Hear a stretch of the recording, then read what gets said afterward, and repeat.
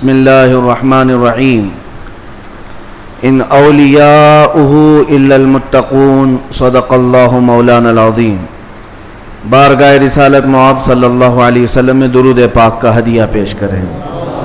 اللہم صلی علی سیدنا و مولانا محمد معدن الجود والکرم وآلہ واصحابہ الکرام وابنہ الکریم وبارک وسلم صلاة دائمة سرمدا ابدا۔ عزیزان گرامی وقار، ماہ ربیع الاخر شریف جس کو سنی ربیع الغوث کہتے ہیں، اس ماہ مبارکہ میں ہم اپنی زندگی کی سانسیں لے رہے ہیں، اور اس ماہ مبارکہ کو ہم 11ویں کے مہینے سے بھی یاد کرتے ہیں۔ اسلامی مہینہ ہے، مہینے کا نام بہت پہلے سے ہے، لیکن اہل سنت و جماعت کے دل میں سرکار بغداد شہنشاہ ولایت غوث الاعظم دستگیر رضی اللہ تعالیٰ عنہ کی محبت ایسی رچی بسی ہے کہ اس پورے مہینے کو ہم غوث کے مہینے سے یاد کرتے ہیں، اور یہ اللہ والوں سے محبت کی علامت ہے۔ لوگ کسی مہینے کو کسی اور تہوار سے یاد کرتے ہوں گے، لیکن ہم اپنے مہینوں کو اللہ والوں سے نسبت دے کر یاد رکھتے ہیں۔ سرکار شہنشاہ بغداد سلطان الاولیاء عبد القادر جیلانی رضی اللہ تعالیٰ عنہ، اس عظیم شخصیت کا نام ہے جس کو اللہ تبارک و تعالیٰ نے مقام محبوبیت کے ساتھ مقام غوثیت عطا فرمایا۔ اولیاء اکرام میں یہ مقام بہت کم کو ملا ہے جو سلطان الاولیاء شہنشاہ بغداد کو ملا ہے، ورنہ اولیاء میں کوئی ایسا نہیں ہے جو منبر پر کھڑے ہو کر کے یہ اعلان کرے کہ میرا قدم ہر ولی کی گردن پر ہے۔ اعلیٰ حضرت امام اہل سنت فاضل بریلوی فرماتے ہیں، جس کی منبر بنی گردن اولیاء اس قدم کی کرامت پہ لاکھوں سلام، جو ولی قبل ہوئے یا بعد ہوئے یا ہوں گے سب ادب دل میں رکھتے ہیں میرے آقا تیرا۔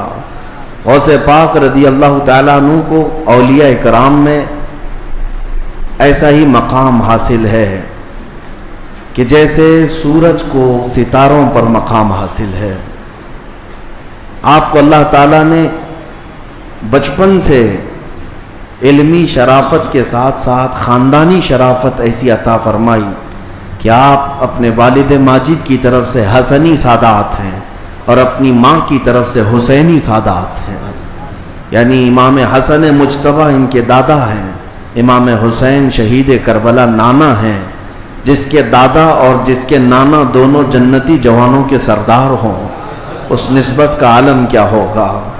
میرے عزیزو، گھر کے اندر سادات کے ہاں جو پرورش کا معمول ہوا کرتا تھا، اسی سے اندازہ کر لیں آپ کی ولادت 29 شعبان کو ہوئی تھی، اور چاند رات تھی، دوسرے دن کو رمضان شروع ہونے تھا، اور چاند میں اختلاف ہو گیا جیلان میں۔ یہ جیلان ایران کا ایک علاقہ ہے، اس کو گیلان بھی کہتے ہیں، جہاں آپ کی پیدائش ہوئی۔ لوگوں کے دوران شک پیدا ہوا کہ چاند ہوا کہ نہیں ہوا۔ غوث پاک رضی اللہ تعالیٰ عنہ کی ماں فاطمہ ام الخیر، جو نہایت ہی شریف خاتون ہیں سادات کی، آپ نے لوگوں سے کہا کہ رمضان ہو چکا ہے، اس لیے کہ سحری سے لے کر افطار تک میرے بچے نے دودھ کو منہ نہیں لگایا ہے۔ پورے جیلان میں یہ بات مشہور تھی کہ سادات کے گھر میں ایک ایسا بچہ پیدا ہوا ہے جو سحری سے لے کر کے افطار تک اپنے ماں کے دودھ کو تک نہیں پیتا۔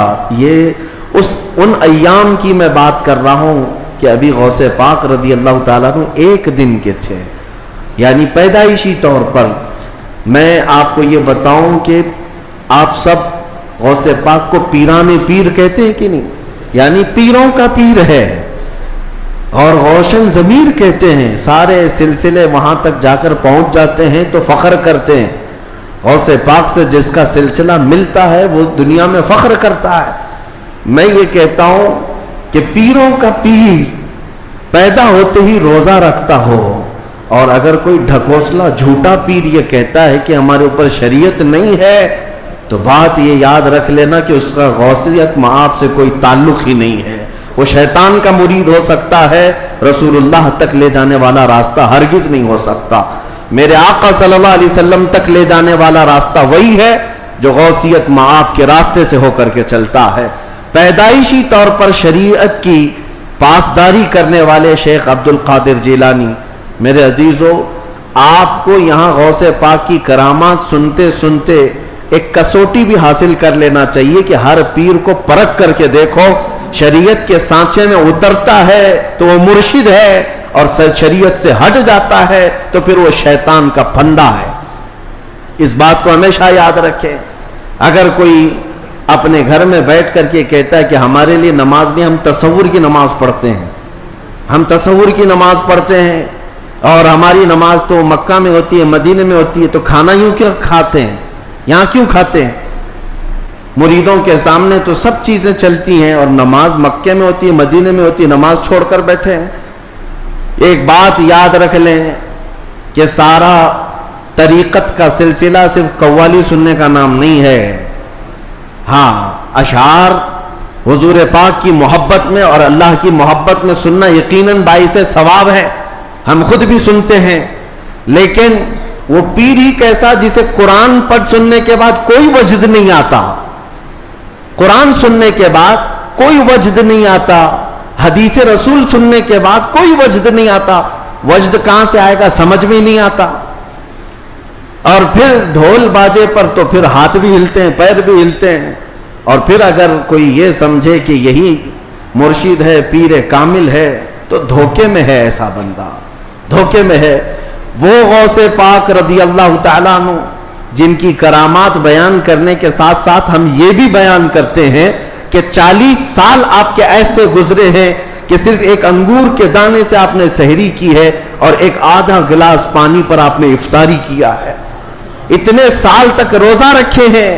ان میں کئی سال ایسے آئے ہیں کہ پوری رات بھر شیخ عبد القادر جیلانی کھڑے ہو کر کے نماز پڑھتے رہے. ان اولیاء کے لیے جن کے مجمع میں 70,000 سے کم کا کبھی مجمع نہیں ہوتا تھا، نماز معاف نہیں ہوئی، روزہ معاف نہیں ہوا، تو آج کے جانور نما کسی ایسے ڈھکوسلے بابا کے لیے نماز کیسے معاف ہو سکتی ہے، یا روزہ کیسے معاف ہو سکتا ہے؟ اس بات کو ہمیشہ ذہن نشین کر لیں، شریعت میرے مصطفیٰ کی ہے، اور نبی پاک صلی اللہ علیہ وسلم کی شریعت سب سے اوپر ہے. اس کے بعد ہی کوئی مقام مل سکتا ہے. اسی لیے اعلیٰ حضرت کی بات سنو، فرماتے ہیں بخدا خدا کا یہی ہے در. اللہ تک اگر کوئی پہنچنے کی بات کرتا ہے نا تو اسے جانچ کر کے دیکھ لو کہ حضور کے بارے میں کیا کہتا ہے. بخدا جس کا مطلب ہے قسم خدا کی، خدا کا یہی ہے در، یعنی رسول پاک کا جو دروازہ ہے یہی خدا کا دروازہ ہے. بخدا خدا کا یہی ہے در، نہیں اور کوئی مفر مقر. حضور کو چھوڑو گے تو نہ بھاگنے کی جگہ ہے نہ ٹھہرنے کی جگہ ہے، کہیں نہیں اور کوئی مفر مقر. اور پھر اعلیٰ حضرت فرماتے ہیں اگر کوئی خدا تک پہنچا بھی ہے تو سمجھ لو جو وہاں سے ہو یہی آ کے ہو، جو یہاں نہیں تو وہاں نہیں. اگر وہ رسول پاک صلی اللہ علیہ وسلم کی شریعت کبریٰ تک نہیں پہنچا تو پھر سمجھ لو کہ خدا تک پہنچ ہی نہیں سکتا. میرے عزیزو، غوث پاک رضی اللہ تعالیٰ عنہ کی پوری زندگی اگر میں آپ کو بتاؤں وہ عشق رسول کے سانچے میں ڈھلی ہوئی تھی. نبی پاک کی شریعت پر ایسا سختی سے عمل کرتے تھے کہ منبر پر کھڑے ہو کر کے آپ نے اعلان کیا میرا مرید اگر نماز نہیں پڑھتا تو اسے ہمارے قبرستان میں بھی دفن نہ کیا جائے. غوث پاک رضی اللہ تعالیٰ عنہ شریعت کے معاملے میں اس قدر سخت تھے. پھر میں پوچھنا چاہتا ہوں ان سے بڑا دنیا میں اور کون پیر آیا ہے؟ اگر کوئی اپنے مریدوں کو نماز معاف کرا دیتا ہو، روزے معاف کرا دیتا ہو، تو یاد رکھ لینا وہ شیطان کا پھندا ہے جو تمہیں نبی کریم صلی اللہ علیہ وسلم کی شریعت سے دور لے کر جاتا ہے. سب سے پہلی چیز ہے میرے مصطفیٰ کی شریعت. حضور پاک کے طریقے پر اگر کوئی چلا ہے تو اسے ولایت بھی ملتی ہے. اللہ کا ولی حضور کی شریعت پر گامزن ہو کر کے ہی چلتا ہے. کچھ مجذوب اولیاء ایسے ہیں جن کی عقل فنا ہو جاتی ہے تب ان کے اوپر سے شریعت کا قلم اٹھا لیا جاتا ہے، وہ مستثنا ہیں، وہ الگ ہیں. لیکن جتنے اولیاء آئے سب کا رسول پاک صلی اللہ علیہ وسلم کے دربار میں ایسا وسیلہ ہے، ان کی ایسی پہنچ ہے کہ اس کے بعد ہی انہیں ولایت کی منزل ملتی ہے. میں ایک بات بتاتا ہوں آپ کو، غوث پاک رضی اللہ تعالیٰ عنہ کے مقام کے متعلق. محبوب الہی کا نام سنا ہوگا، دلی کے شہنشاہ. دو اولیاء کو محبوب کا نام دیا گیا ہے. محبوب، ایک غوث پاک کو محبوب سبحانی اور حضرت نظام الدین اولیاء کو محبوب الہی. محبوب اسے کہتے ہیں جس سے اللہ محبت کرتا ہو. سارے اللہ سے محبت کرتے ہیں اور کچھ وہ ہیں جن سے اللہ محبت کرتا ہے، وہ محبوب ہیں. محبوب الہی کا درجہ بڑا ہے. ان کے بڑے گہرے مرید ایسے فنا فی شیخ امیر خسرو. امیر خسرو کا جب بھی نام آتا ہے تو ایک پیر اور مرید کے درمیان کا گہرا تعلق بتایا جا سکتا ہے. لوگوں کو پڑھنا چاہیے، کس کو مرشد سمجھا جائے طریقت کے راستے میں اور کون پیر ہوتا ہے. امیر خسرو کو پڑھیں تو سمجھ میں آ جائے گی بات. امیر خسرو ایک بار پانی پت گئے ہوئے تھے. پانی پت میں اس وقت بو علی شاہ قلندر رحمت اللہ تعالی علیہ موجود تھے. یہ محبوب الہی کے ہم زمانہ ہیں، اسی زمانے کے. ان کی کرامات کا حال بھی بہت بڑا تھا. امیر خسرو ان کی محفل میں بیٹھے. جمعرات کو ایک بار ان کے ہاں محفل ہوتی تھی بو علی شاہ قلندر کے ہاں. اور محفل میں ہوتا کیا تھا، جب ذکر کی محفل ہوتی اس کے بعد جتنے حاضرین ہوتے بو علی شاہ قلندر سب سے کہتے اپنی اپنی آنکھیں بند کر لو. لوگ اپنی اپنی آنکھیں بند کرتے، وہ سیدھے رسول اللہ کا دیدار کراتے تھے. نبی پاک صلی اللہ علیہ وسلم سامنے بیٹھے ہوئے ہوتے اور بو علی شاہ قلندر ان کے سامنے ہوا کرتے حضور کے. یہ ہر جمعرات کو بو علی شاہ قلندر کی محفل میں ہوتا تھا. امیر خسرو مرید تھے محبوب الہی کے اور گئے تھے بو علی شاہ قلندر کی محفل میں. اور جب دیدار کرائے تو امیر خسرو بھی خوش ہوئے کہ رسول پاک صلی اللہ علیہ وسلم کا دیدار ہوا مجلس میں. لیکن بات اتنی ہوئی، آنکھیں کھولنے کے بعد بو علی شاہ قلندر امیر خسرو کو یوں کہتے ہیں، خسرو میں تو رسول اللہ کی مجلس میں تجھے لے گیا، تیرا پیر تو وہاں کہیں نظر نہیں آیا، تیرا پیر وہاں پر نظر تو نہیں آیا. امیر خسرو کو یہ بات لگ گئی. میں میرا مرشد میرے پیر کا مقام بلند سمجھتا ہوں، لیکن حقیقی بات ہے کہ حضور کے دربار میں جب میں تصور میں حاضری دیا، محبوب یہ بو علی شاہ قلندر بھی تھے اور بھی اولیاء تھے، لیکن میرے پیر تو نظر نہیں آئے. وہ غمگین حالت میں اپنے پیر کے پاس آئے، اپنے مرشد کے پاس. محبوب الہی سے کہتے ہیں آج میں محفل میں گیا اور انہوں نے فارسی ایک کلام لکھایا ہے، شب جائے کہ من بودم، بہت مشہور کلام ہے امیر خسرو کا. اس واقعے کے بعد انہوں نے لکھا تھا. پہلے پورا واقعہ کیا ہوا وہ میں بتاتا ہوں. محبوب الہی کے پاس روتے ہوئے کھڑے تھے. بو علی شاہ قلندر نے رسول اللہ کا دیدار کرایا، لیکن ساتھ میں انہوں نے مجھے تانا مارا کہ تمہارا پیر تو محفل میں نظر نہیں آیا. محبوب الہی نے کہا کہ پھر سے جاؤ محفل میں، پھر سے جاؤ محفل میں. بو علی شاہ قلندر کے دیدار ہو رہا ہے اور اچھی بات ہے. کہا آپ نہیں ہیں اس محفل میں کیسے جاؤں. محبوب الہی نے تھپک کر کہا خسرو بو علی شاہ قلندر سے مت پوچھنا، جب وہ دیدار کرائیں رسول اللہ کا تو خود رسول اللہ سے پوچھنا میرا پیر کہاں. اولیاء بہت سارے بیٹھے ہیں، محبوب الہی کہاں ہیں. تو میر خسرو گئے. اب کی بار جو محفل سجی اور جب آنکھ بند کرنے کا حکم ہوا، امیر خسرو نے آنکھ بند کی، دیدار ہوا میرے مصطفیٰ کا. اولیاء کرام کی مجلس تھی. خسرو کہتے ہیں میں آگے بڑھا، نبی کونین صلی اللہ تعالیٰ علیہ وسلم کے دربار میں دست بستہ عرض کیا یا رسول اللہ اولیاء کی محفل ہے، یہاں پر میرے مرشد نظام الدین اولیاء نظر نہیں آتے. نبی پاک نے فرمایا ایک منزل اوپر چڑھ جا، ایک منزل اوپر چڑھ جا. امیر خسرو کہتے ہیں میں ایک منزل اوپر گیا تو دیکھا ایک بہت بڑا دالان ہے، صحن ہے، وہاں بھی رسول اللہ جلوہ فرما ہے، مسند نشی ہے، وہاں دیگر اولیاء اکرام ہیں اور دیگر اولیاء، لیکن وہاں بھی میرے مرشد نظر نہیں آئے۔ میں پھر پوچھا میرے مصطفیٰ سے، آقا یہاں پر بھی نہیں ہے؟ حضور نے فرمایا ایک اور منزل چڑھ جا۔ خسرو کہتے ہیں میں تیسری منزل پر آیا، وہاں بھی حضور بیٹھے تھے، لیکن اولیاء کی محفل میں میرے پیر نظر نہیں آئے۔ پھر پوچھا، حضور نے ایک اور منزل چڑھائی، یہاں تک کہ 7 منزلیں چڑھ لی۔ امیر خسرو کہتے ہیں اب اوپر جیسے جیسے جاتا تھا مجمع کم ہوتا جاتا تھا، تھوڑے تھوڑے سے رہ جاتے تھے۔ 6ٹھی منزل پر آیا، جب بھی میں اپنے مرشد کو نہیں پایا، پریشان ہو کر پوچھا تو کہا ایک اور منزل چڑھ جا۔ اوپر گیا تو وہاں مصطفیٰ کریم صلی اللہ علیہ وسلم مسند نشین ہیں، مسند نشین ہیں، بس 3 لوگ بیٹھے ہوئے ہیں، دائیں ایک بزرگ ہیں، بائیں ایک بزرگ ہیں، اور بالکل سامنے محبوب الہی بیٹھے ہوئے ہیں۔ امیر خسرو کہتے جیسے ہی مجھے اپنے پیر کا چہرہ نظر آیا میں نے آنکھیں کھول دی، رقص کنا ہو گئے۔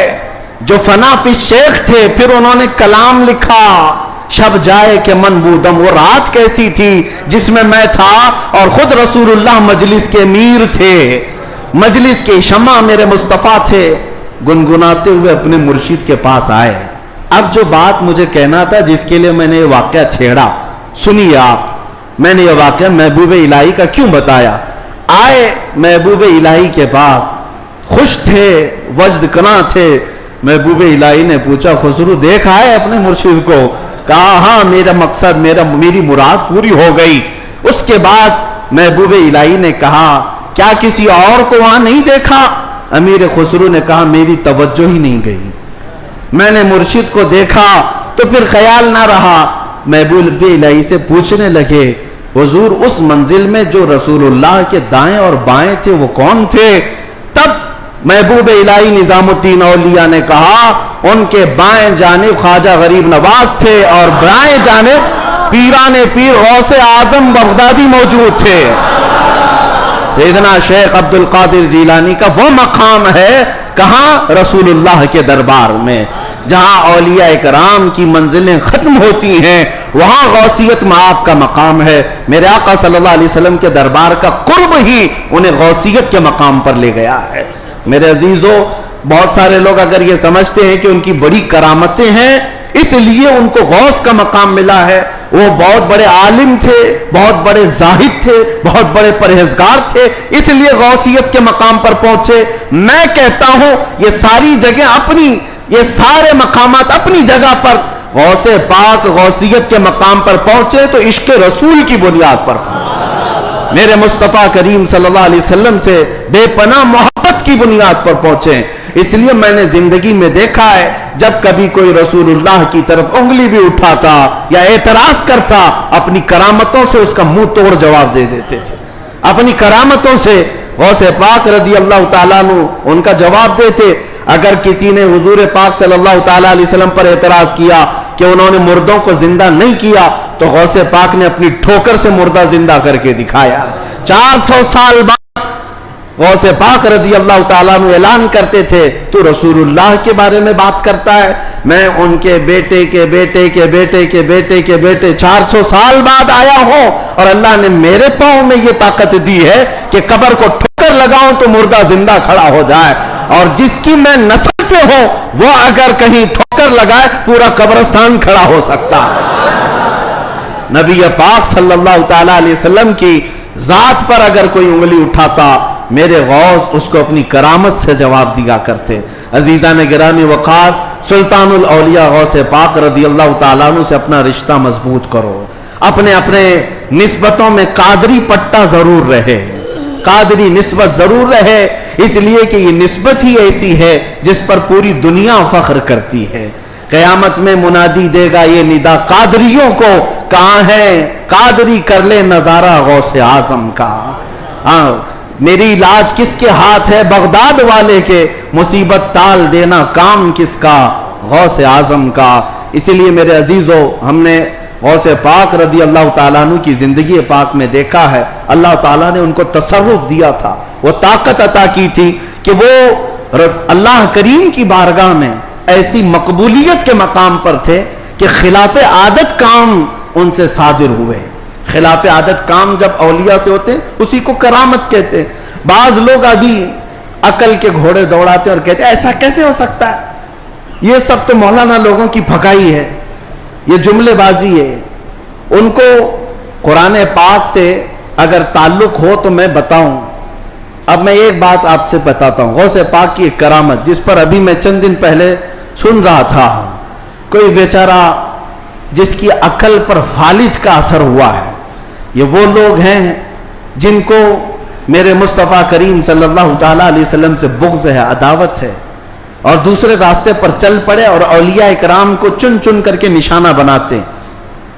جن کا تعلق نجد سے ہے, وہابیت سے ہے, سلفیت نام رکھتے ہیں. بہرحال لیکن سوال کرنے والے نے ایک سوال کیا, ارے مولانا آپ سناتے ہیں کہ غوث پاک تو 12 سال کی ڈوبی ہوئی کشتی کو باہر لے آئے, یہ تو خدا کے بھی کام نہیں ہے, اللہ کے بھی کام نہیں, اس سے بڑھ کر کے آپ نے غوث پاک کو بتا دیا.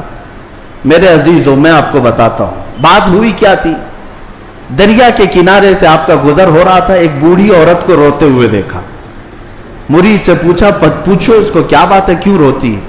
معلوم کیا تو پتا چلا کہ اس خاتون کا اکلوتا بیٹا تھا, بڑے نازوں سے پالا تھا. اس عورت نے شادی کی, بارات آ رہی تھی اور کشتی جو ہے دریا میں غرق ہو گئی, ڈوب گئی, باہر نہ آ سکی. مشہور کرامت ہے غوث پاک کی. تو وہ ڈوب گئی اور اس بوڑھی عورت کا دل تو ماں کا ہے, بیٹے کے یاد میں روز آتی ہے, روتی اور شام واپس چلی جاتی ہے, روز روتی ہے. غوث پاک رضی اللہ تعالیٰ عنہ کو اس پر رحم آیا. اللہ کریم کی بارگاہ میں سفارش کی, اے رب کریم تو نیست سے ہست کرنے والا, تو پانی کے قطرے سے پورا انسان بنانے والا, تو راکھ کے ڈھیر کو بھی اگر چاہے تو زندہ انسان کھڑا کر دے. مولا قادر مطلق ہے, اس خاتون پر رحم فرما اور اس کا بیٹا واپس لوٹا دے. غوث پاک کی دعا چل رہی تھی. تھوڑی دیر دیکھنے کے بعد دریا میں ایک بھونچال سا, طوفان سا آیا. پانی کے اندر ایک عجیب سی سرسراہٹ ہوئی. تھوڑی دیر کے بعد دیکھا تو ایک کشتی برآمد ہوئی. غوث پاک نے صرف اس خاتون کے بیٹے کی زندگی مانگی تھی, مگر صدقے میں اللہ نے پوری بارات کی زندگی لوٹا دی. پوری بارات واپس آ گئی اور وہ خوشی خوشی غوث پاک رضی اللہ تعالیٰ عنہ کا شکر کرتے ہوئے گھر گئے. 12 سال کے بعد مچھلیاں کھا گئی ہوں گی, کشتی کے پرزے ختم ہو گئے ہوں گے, لیکن رب ذوالجلال قادر مطلق ہم ان لوگوں کو یہی تو کہتے ہیں جو جلا کر کے سمجھتے ہیں کہ اب کوئی نہیں اٹھا سکتا ان کو, راکھ پانی میں بہا کر کے سمجھتے ہیں کہ اب ان کا حساب کتاب نہیں ہو سکتا. ہر عقل کے اندھو, جس رب ذوالجلال نے ایک نطفے سے تمہارا پورا انسانی شکل بنایا ہے, تم 1000 بار جلا کر راکھ کر دو, رب ذوالجلال قادر مطلق ہے, وہ دوبارہ زندہ فرمائے گا حساب لینے کے لیے. تو کشتی دوبارہ واپس آئی. غوث پاک رضی اللہ تعالیٰ عنہ کی اس کرامت پر ایک دو نہیں ہزاروں لوگ اسلام میں داخل ہوئے تھے, ہزاروں لوگ اسلام میں داخل ہوئے. اب جو صاحب ہیں انہوں نے کہا کہ ایسا کیسے ہو سکتا ہے, ایسا کیسے ہو سکتا ہے. ہر جگہ اگر تم عقل کے گھوڑے دوڑاؤ گے تو یہی سوال کرو گے ایسا کیسے ہو سکتا ہے. اگر تمہاری عقل میں بات نہیں آتی تو سمجھ لو اسی کو کرامت کہتے ہیں, اسی کو کرامت کہتے ہیں. تم اور ہم بھی کر سکتے تھے تو پھر غوث کی کرامت کا مطلب ہی کیا ہے. تم بھی غوث ہوتے, ہم بھی غوث ہوتے. کرامت ہے جو عقل میں نہیں آئے گی. اور قرآن سے اگر دلیل مانگتے ہو, سنو, سلیمان علیہ السلام نے اپنے دربار میں ایک بار اعلان کیا تھا, کون ہے جو سبا بلقیس کا تخت یہاں پر لے آئے گا. سلیمان علیہ السلام فلسطین میں بیٹھے ہوئے ہیں اور سبا بلقیس کا تخت یمن میں ہے. یمن اور فلسطین میں 1000 کلومیٹر سے زیادہ کا فاصلہ ہے. ایک جن کھڑا ہوا, کہا اللہ کے نبی میں لے آتا ہوں. پوچھا کتنی دیر میں؟ کہا میں آپ کی مجلس ختم ہونے سے پہلے وہ لے کر آ جاؤں گا. جنات کی طاقت پر یقین رکھنے والے, جنات کو حاصل کرنے کے لیے عملیات کرنے والے, سنو قرآن کیا کہتا ہے. سلیمان علیہ السلام نے کہا بہت دیر ہو جائے گی, مجلس ختم ہونے تک تم لاؤ گے, مجلس ختم ہونے تک. پھر اللہ کے ایک ولی جو سلیمان علیہ السلام کے امتی تھے، آصف بن برخیہ، کھڑے ہوتے ہیں، کہتے ہیں اے اللہ کے نبی میں لے آؤں گا. پوچھا کتنی دیر میں؟ کہا آپ کی پلک جھپکنے سے پہلے لاؤں گا. آپ کی، یہ قرآن کے الفاظ ہیں، قرآن کے. قال الذي عنده علم من الكتاب انا آتيك به قبل ان يرتد اليك طرفك. اس سے پہلے کہ آپ کی آنکھ کی پلک جھپکے اے اللہ کے نبی میں وہ تخت لے آؤں گا. تخت کوئی 4 فٹ کا 5 فٹ کا نہیں، 80 گز لمبا ہے اور اتنا ہی چوڑا ہے، اتنا ہی وزنی ہے، اور 7 دروازوں کے اندر بند کر کے رکھا ہوا ہے. سونے چاندی جواہرات سے جڑا ہوا تخت ہے. اور ایک انسان کہتا ہے، انسان، جنات کی بات نہیں کر رہا، جنات کی بات آئے گی تو آپ سمجھیں گے ان کو بڑی طاقت ہوتی ہے. انسان کی بات کر رہا ہوں. انسان نے کہا سلیمان علیہ السلام کے امتی میں پلک جھپکنے سے پہلے لاؤں گا. یہ صرف اور صرف بات نہیں تھی، حضرت سلیمان علیہ السلام ابھی پلک کر ادھر دیکھ رہے تھے، وہ تخت حاضر کر چکے تھے، تخت حاضر کر چکے تھے. اب میں آپ کو یہ بتانا چاہتا ہوں، وہ سلیمان علیہ السلام خود اللہ کے نبی تھے، خود اللہ کے نبی. ارے وہ چاہتے تو خود ہی تخت کو طلب کر لیتے. اس قرآن کے واقعے کا مطلب مجھے یہ سمجھ میں آتا ہے، اللہ کے نبی نے دنیا کو یہ بتانا چاہا جو نبی کے قدموں میں بیٹھتا اس کی طاقت کا یہ ہے. نبی کی طاقت تو بہت دور. اور یہ بھی بنی اسرائیل کے نبی، بنی اسرائیل کے نبی سلیمان علیہ السلام، ان کے امتی کی طاقت کا حال یہ ہے، تو پھر سید الانبیاء محمد رسول اللہ اور ان کی امت کے عام اولیاء کی بات نہیں کر رہا ہوں. شیخ عبد القادر جیلانی جن کا قدم ولی کی گردن پر ہے، وہ 12 سال کی کشتی واپس لے آئے تو تعجب کی بات نہیں، بلکہ ہم سمجھتے ہیں قرآن اس کرامت کو بالکل عینی طور پر بیان کر رہا ہے. عزیزان گرامی، میں دنیا کی یا دنیا کے نقش قدم پر چلنے والے، ہر چیز کو تھیوری اور پریکٹیکل پر آزمانے والے اور سائنس کی دنیا میں چلنے والے، ان کو کہتا ہوں آئنسٹائن نے کہا ہے. آئنسٹائن کا نام تو بہت لوگوں کو اچھی طرح سے یاد ہوگا، اس کی تسبیح بھی پڑھتے ہوں گے. الحمدللہ ہم غوث پاک کی تسبیح پڑھتے ہیں. اب اسی آئنسٹائن کی بات کر رہا ہوں جس نے یہ کہا ہے کہ میں نے کائنات کو دیکھنے کی کوشش کی. سنو، کائنات کو دیکھنے کی کوشش کی اور چاند تک اور سورج تک اور بہت سارے مقامات تک دیکھنے کی رسائی حاصل کر لیا. اور اس نے کہا کائنات کا جو کنارہ، ایک کنارہ میں نے دیکھا، اس کے لیے وہ کہتا ہے 2 کروڑ نوری سال لگ جائیں گے. 2 کروڑ نوری سال. نوری سال کس کو کہتے ہیں پتہ ہے؟ یہ جو سال ہمارے چل رہے ہیں، یہ سال صبح ہوتی ہے 6 بجے صبح ہوئی، شام میں 6 بجے سورج ڈوبا، آرام سے دن چل رہے ہیں. نوری سال اس کو نہیں کہتے. نوری سال 1 منٹ میں 1,80,000 کلومیٹر کا سفر کرتا ہے.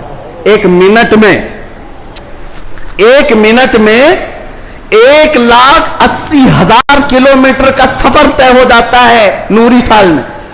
اس طرح 1 منٹ کی بات کر رہا ہوں، 1 منٹ کی، اس طرح کے 2 کروڑ سال لگ جائیں گے کائنات کو دیکھنے کے لیے. یہ کون کہہ رہا ہے؟ آئنسٹائن کہہ رہا ہے، جس کے پیچھے تم لوگ آگے پیچھے جس کو قبلہ بناتے ہو. سنو، 2 کروڑ نوری سال لگ جائیں گے کائنات کے کنارے دیکھنے کے لیے، کائنات کی ساری چیزیں دیکھنے کے لیے. اور آؤ شہنشاہ بغداد کے دربار میں. کہتے ہیں نظرت الی بلاد اللہ جمعا کخردلۃ علی حکم اتصالی. میں اللہ کی پوری کائنات کو ایسے دیکھتا ہوں جیسے اپنے ہتھیلی میں رائی کے دانے کو دیکھتا. تمہارے سارے آلے، تمہارے سارے کمپیوٹر 2 کروڑ سال میں بھی وہاں نہیں پہنچ سکتے جہاں شہنشاہ بغداد کی ایک نگاہ پہنچتی ہے. ہاں، میرے غوث نے فرمایا نظرت الی بلاد اللہ جمعا کخردلۃ علی حکم اتصالی. میں اللہ کے پورے شہروں کو، کائنات کو ایسے دیکھ رہا ہوں جیسے اپنے ہتھیلی میں رائی کے دانے کو دیکھ رہا ہوں. عزیزان گرامی وقار، الحمدللہ ہمارے پاس فخر کرنے کے لیے بہت کچھ ہے، بہت کچھ ہے. غوثیت معاذ کی نسبت نے ہی اعلیٰ حضرت کو مجدد بنایا ہے، اعلیٰ حضرت کو مجدد بنایا ہے. اور امام اہل سنت فاضل بریلوی اسی نسبت پر فخر کرتے ہیں. دیکھا جائے تو امام اہل سنت اعلیٰ حضرت نے تقریباً 1000 سے زیادہ کتابیں لکھ ڈالی ہیں. 55 علوم پر اللہ نے مہارت تام عطا کی ہے اور بہت سارے شاگردوں کی کھیت تیار کی ہے. امت پر ایک بہت بڑا امتیوں پر احسان ہے. لیکن ساری چیزیں اپنی جگہ پر. قرآن کا ترجمہ کیا ہے, فتاوی رضویہ شریف ہے, بارگاہ مصطفیٰ میں ہدایت بخشش ہے, بہت سارے کام ہیں. لیکن جب رسول اللہ کے دربار میں حاضر ہوتے ہیں, اعلیٰ حضرت یہ نہیں کہتے یا رسول اللہ میں فتاوی رضویہ لے کے آیا ہوں, میں کنز الایمان لے کر کے آیا ہوں, میں ہدایت بخشش لے کے آیا ہوں, بلکہ اعلیٰ حضرت یہ کہتے ہیں تیری سرکار میں لاتا ہے رضا اس کو شفیع جو میرا غوث ہے اور لاڈلا بیٹا تیرا. نسبت کے لیے بھی بارگاہ مصطفیٰ میں اعلیٰ حضرت نے اگر کسی بات پر فخر کیا ہے تو غوثیت کی نسبت پر فخر کیا ہے. یا رسول اللہ تیری سرکار میں لاتا ہے رضا اس کو شفیع جو میرا غوث ہے اور لاڈلا بیٹا تیرا. یقیناً میرے عزیز و کرامات سنانے کا وقت جمعہ کے چھوٹے وقت میں نہیں ہوتا, ورنہ میں بہت ساری چیزیں سناتا. الحمدللہ غوثیت معاب شہنشاہ بغداد پیر پیراں میر میراں جس کی نسبت الحمدللہ چھوٹوں کو بڑا بنا دیتی ہے اور ادنا کو اعلیٰ بناتی ہے. الحمدللہ ابھی حاضری سے میں آیا اور حاضری کے بعد دل میں یہ احساس ہوتا ہے. ایک بزرگ وہاں پر ملاقات جن سے ہوئی, وہ عربی اور علوی سادات میں سے ہیں, عمر کافی ہو چکی. انہوں نے مجھے مل کر کے ہاتھ پکڑ کر کے کہا آؤ میں تمہاری حاضری کراتا ہوں. غوث پاک رضی اللہ تعالیٰ عنہ کے دربار میں وہ تقریباً 55 سال سے, اور بڑی ان کی یعنی بڑے معاملات ہیں. بہرحال میں مختصر ہی عرض کرتا ہوں کس لیے میں بات کہہ رہا ہوں. انہوں نے کہا غوث پاک رضی اللہ تعالیٰ عنہ ہر حاضر ہونے والے کو کچھ نہ کچھ دے کر بھیجتے ہیں, اور اللہ کریم تمہارے مستقبل میں بہت کچھ تجھے عطا کرے. دعا کیا. ہم نے کہا کہ یہاں کی اتنے بڑے دربار میں بڑے بڑے حاضر ہوتے, میری کیا حیثیت ہے, مجھے یہاں پر میری کیا حیثیت ہے, کیا مقام ہے. ایک جملہ انہوں نے کہا جس سے سینہ چوڑا ہو گیا. کہا یہاں پر سب اچھے نہیں آتے بلکہ غوث پاک تو چوروں کو بھی کتب بناتے ہیں. برا ہو تو کیا ہوا, نسبت بھلی ہے یا غوث, تجھ سے در سے سگ اور سگ سے ہے مجھ کو نسبت, میری گردن میں بھی ہے دور کا ڈورا تیرا. اعلیٰ حضرت یہی فرماتے ہیں جن کتوں کے گلے میں پٹا ہوتا ہے ان کتوں کو میونسپلٹی والے نہیں لے جاتے, نہیں لے جاتے اور نہ ہی انجیکشن مارتے ہیں. کیوں؟ یہ علامت ہے کہ کسی کا پالا ہوا ہے, اور گلے میں پٹا نہ ہو تو اٹھا کر لے جائیں گے. بہت زیادہ شور مچاتے ہیں یہ کتے, ان کو لے جاؤ. جن کتوں کے گلے میں پٹا ہے انہیں چھوڑ دیا جاتا ہے کہ مالک ہے اس کا کوئی. اسی لیے اعلیٰ حضرت فرماتے ہیں اس نشانی کے جو سگ ہیں نہیں مارے جاتے, میری گردن میں بھی ہے, حشر تک میرے گلے میں رہے پٹا تیرا. ہمارے گلے میں غوث پاک رضی اللہ تعالیٰ عنہ کی نسبت کا پٹا ہے. انشاءاللہ العزیز کوئی اور دوسرا ہمیں اچک نہیں لے جائے گا, اتنا یقین ضرور ہے, اتنا یقین ضرور ہے. اور مجھے ایک بات یہ بھی یاد آئی کہ ایک صاحب نے کہا وہ دوسرے ملک کے ہیں, ہمارے پڑوسی ملک کے ہیں, اور انہوں نے کہا کہ ہمارے ہاں حالات تو سب اپنے حساب کے ہیں, پھر بھی بہت ساری چیزیں ڈر لگتا ہے, سہمتے ہیں. آپ ایسے نرغے میں ہیں پھر بھی بول رہے ہیں, اچھی بات ہے. ایسی جگہ پر آپ ہیں جہاں کے حالات ہم دور سے سنتے ہیں, بڑے ڈینجر ہیں لیکن بول رہے ہیں. میں نے کہا آپ نے سنا نہیں اعلیٰ حضرت نے کیا فرمایا؟ اعلیٰ حضرت نے یہ فرمایا کیا دبے جس پہ حمایت کا ہو پنجہ تیرا. ایسا آدمی کیوں ڈرے گا, ایسا آدمی کیوں ڈرے گا جس پر پنجہ غوث پاک کا ہوگا. کیا دبے جس پہ حمایت کا ہو پنجہ تیرا, شیر کو خطرے میں لاتا نہیں کتا تیرا. غوث پاک کا جو کتا ہے وہ شیر کو بھی پرواہ نہیں کرتا. الحمدللہ ہم غوث پاک کے دربار کے کتے ہونے پر فخر کرتے ہیں. ہمیں اس بات پر کوئی وہ نہیں ہے, الحمدللہ ہماری نسبت ہے دربار غوث سے, اور وہ اس لیے بھی کہ ایک دو نہیں. میں آپ کو بتاؤں اہل حدیث جماعت وہابی جماعت کے سب سے بڑے عالم جس کی پیروی میں یہ لوگ پوری آسمان زمین سے زمین آسمان سے ملاتے, شیخ ابن تیمیہ. شیخ ابن تیمیہ نے اپنے کتاب میں لکھا ہے، اہل حدیث جماعت کے سب سے بڑے امام کہتے ہیں کہ میں نے اپنی زندگی میں اتنی کرامات کسی کی نہیں دیکھی جتنی شیخ عبد القادر جیلانی کی۔ ارے تمہارے گھر سے بھی بات آ رہی ہے میرے غوث کی، ہر گھر سے بات آ رہی ہے۔ کیوں؟ اس لیے کہ سورج نکلتا ہے تو سب کو پتہ چلی جاتا ہے، سب کو پتہ چلتا ہے۔ اچھے خاصے لوگ بھی بول پڑتے ہیں کہ دن ہو چکا ہے، دن ہو چکا ہے۔ سورج سے دشمنی ہے تو ٹھیک ہے، لیکن بولنا تو پڑے گا کہ دن نکلا ہوا ہے، دن نکلا ہوا ہے۔ غوث پاک کی کرامات ایسی ہیں جیسے سورج نکلا ہوا ہے۔ میرے عزیزو، ایک صاحب ہیں، اب ہماری محبت کس بات سے ہونی چاہیے؟ غوث پاک رضی اللہ تعالیٰ عنہ ہماری محبت اس لیے بھی ہے، کئی اولیاء اکرام نے یہ باتیں لکھی بھی ہیں، فرماتے ہیں ان کے غوث پاک رضی اللہ تعالیٰ عنہ کے ایک مرید بھی ہیں، وہ تقریباً 14 اونٹوں پر شکر کے تھیلے لے کر کے سفر کر رہے تھے، سامان تجارت لے کر جا رہے تھے۔ رات کو ایک جنگل میں انہوں نے پڑاؤ کیا اور رات وہاں گزاری، تو جیسی رات گزاری، خطرناک جنگل تھا، ان کے 4 اونٹ سامان سمیت غائب ہو گئے اور بھاری ان کا نقصان تھا، بڑا سامان تھا اس میں۔ وہ صبح غمگین بیٹھے ہوئے تھے، انہوں نے کہا کہ ایسے وقت میں اب قافلہ بھی چل پڑا، میں اپنے اونٹوں کو ڈھونڈوں تو اس خوفناک جنگل میں کہاں ڈھونڈوں گا؟ انہوں نے کہا مجھے میرے مرشد نے کہا تھا کہ جب کبھی تو مصیبت میں آئے تو مجھے پکارنا، یا شیخ عبد القادر جیلانی شیئا للہ المدد۔ تو وہ بزرگ فرماتے ہیں، یہ کتاب بہجت الاسرار شریف میں بھی موجود روایت میں بیان کر رہا ہوں، لفاظی نہیں کر رہا، کہتے میں وہیں سے پکارنا شروع کیا، یا شیخ عبد القادر جیلانی شیئا للہ المدد۔ میں ابھی پکار ہی رہا تھا، سامنے پہاڑ کی طرف ایک بزرگ مجھے نظر آئے سفید لباس میں، وہ مجھے اپنی طرف بلاتے رہے، ادھر آؤ ادھر آؤ۔ میں دوڑتا ہوا ان کے پاس گیا، جب ان کے قریب پہنچا تو وہاں دیکھا پہاڑ کے نیچے میرے 4 اونٹ چر رہے تھے۔ میں نے 4 اونٹوں کو اپنے ساتھ لے لیا اور پھر اس بزرگ سے ملنے کے لیے آیا تھا تو وہ تھے ہی نہیں۔ میں اپنے اونٹوں کو لے کر تجارت میں گیا، سامان بیچا، اس کے بعد پھر بغداد آیا اپنے مرشد سے ملنے کے لیے، تو غوث پاک نے فرمایا تیرے 4 اونٹ صحیح سلامت تو ہم نے دلا دیے تھے۔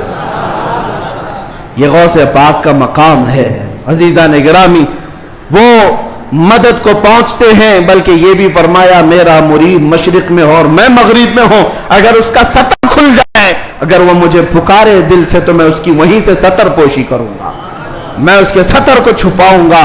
یہ نسبتوں کی بات ہے، یقین تمہارا کتنا مضبوط ہے، کتنا مضبوط ہے، اس یقین کی بات ہے۔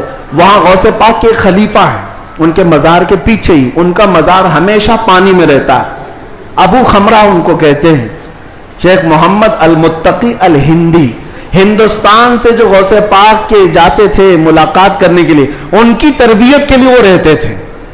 ان کی ایک روایت ہے، ہند سے کچھ لوگ گئے تھے غوث پاک سے ملنے، مل کر کے وہ واپس آ رہے تھے کشتی میں آ رہے تھے، تو سمندر میں بیچ سمندر میں پہنچی تو کشتی پھٹ گئی، پانی اندر آنے لگا اور ڈوبنے کے قریب آ گئی۔ یہ چیخنے لگے، پکارنے لگے، اور اسی وقت وہ تارے مرید کہتے ہند سے جو گئے ہوئے تھے، کہتے ہیں اچانک ہماری کشتی میں ایک کالے رنگ کی چادر اوڑے ہوئے بزرگ آئے، ان کے ہاتھ میں بڑی سی سوئی تھی، دھاگا تھا، وہ جلدی جلدی ہماری کشتی کو جہاں جہاں سے پھٹی تھی سیلنے لگے اور سل کر کے پانی پورا باہر کیا۔ ہم تو ڈرے ہوئے تھے، ڈوبنے کے انتظار میں بیٹھے ہوئے تھے، کشتی پھر اپنے مقام پر صحیح سلامت چلنے لگی۔ ہم اللہ کا شکر ادا کرتے ہیں، اچانک وہ بزرگ جو آئے تھے، ہم نے پوچھا کہ آپ ہمارے ساتھ سفر میں ہیں یا کون ہیں؟ انہوں نے چادر ہٹائی تو سیدنا شیخ عبد القادر جیلانی تھے۔ فرمایا تم میرے مرید ہو، مجھے پکارا، اللہ تعالیٰ نے مجھے بھیجا، میں تمہاری مدد کے لیے آیا۔ عزیزہ نگرامی، 1 2 نہیں، بہت ساری کرامات کتابوں میں روایتاً لکھی ہوئی ہیں، اور 1 2 نہیں، کئی تواتر کے ساتھ یہ روایتیں موجود ہیں۔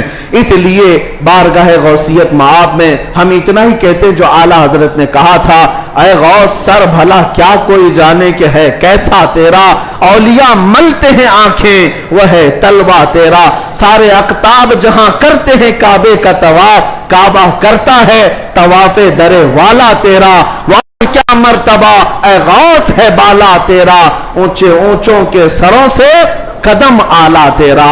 اللہ کریم اسی نسبت پر زندہ رکھے اور اسی نسبت پر ہمارا خاتمہ عطا فرمائے۔ اسی لیے میں وہی دعا کرتا ہوں جو جمیل قادری رضوی نے کیا تھا، اعلیٰ حضرت کے مرید، سچے مرید۔ انہوں نے کہا تھا عزیزو کر چکو تیار جب میرے جنازے کو، عزیزو کر چکو تیار جب میرے جنازے کو، کفن پر لکھ دینا نام والا غوث اعظم کا۔ وآخر دعوانا الحمدللہ رب العالمین۔